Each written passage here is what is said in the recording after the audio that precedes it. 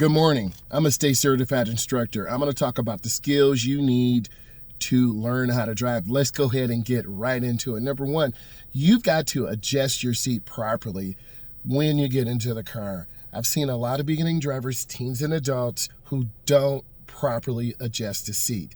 You have to adjust the seat to have leverage on the gas and brake pedal. You have to adjust the seat properly to have a slight bend in your elbows.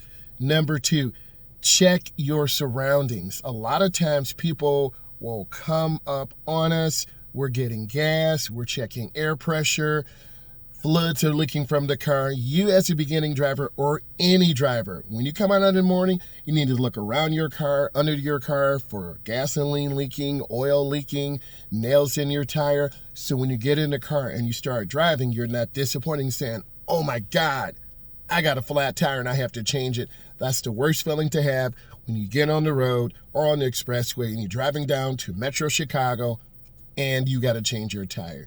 Number three, don't turn back to oncoming traffic.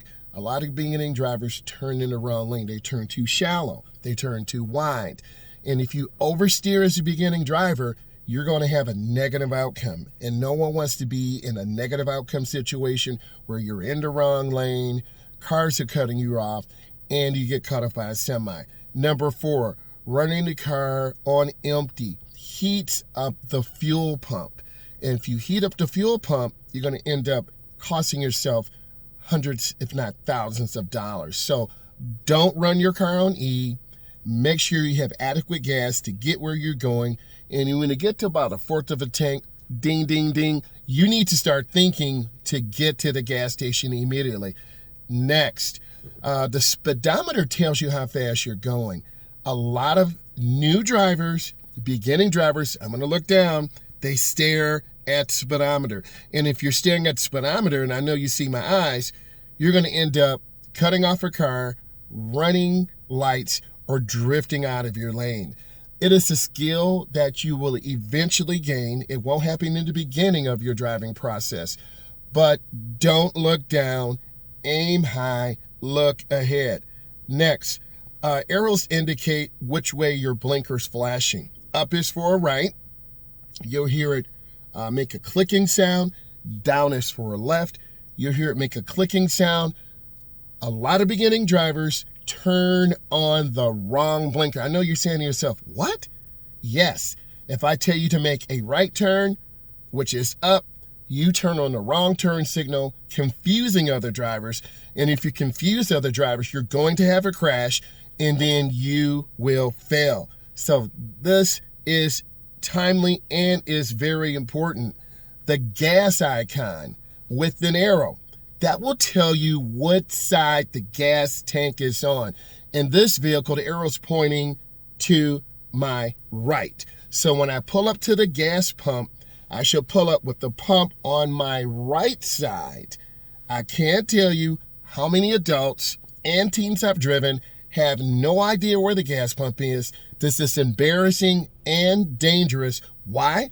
Gas stations are very dangerous because of the number of people coming in the store, out of the store, big trucks, small vehicles. So you have to know you only get one chance to pull up to that gas tank and have the gas pump on the correct side. You do not run around the pole because you will damage your car.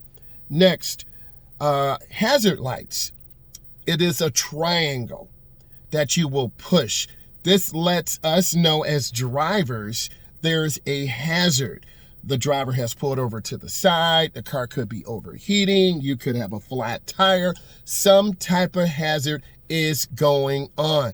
But naturally, we as humans, we are looking toward blinking lights. This is called rubbernecking. You do not want to rubberneck because I can't tell you how many teens and adult drivers were injured because you are looking at flashers instead of focusing on the road. So avoid those if possible. The battery light. This is serious.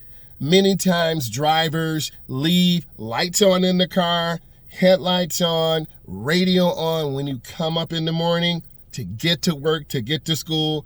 Nothing. Your car is dead. So what I need you to do is make sure all of your interior lights are off. Everything is shut down. Make sure your headlights are off. Check that. Make sure the vehicle is properly secured. Let's talk about checking tire pressure. You need to check your tire pressure once a month in the morning when the tires are cold.